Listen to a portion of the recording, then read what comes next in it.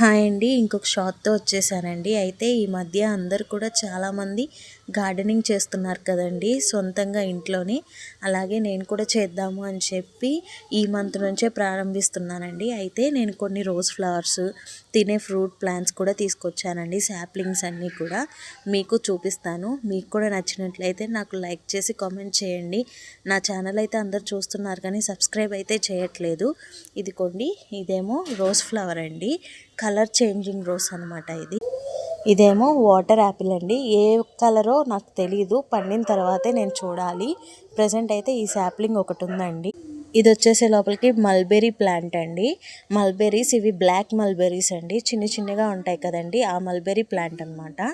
ఇది వచ్చేసే లోపలికి స్ట్రాబెర్రీ గువా అండి, లోపల పింకిష్గా ఉంటుంది కదా, థాయ్ గువా అంటారు. ఇది వచ్చేసి చిట్టి స్వీట్ లెమన్ ట్రీ అండి. ఇదిగో దాక్కున్నాయండి లెమన్.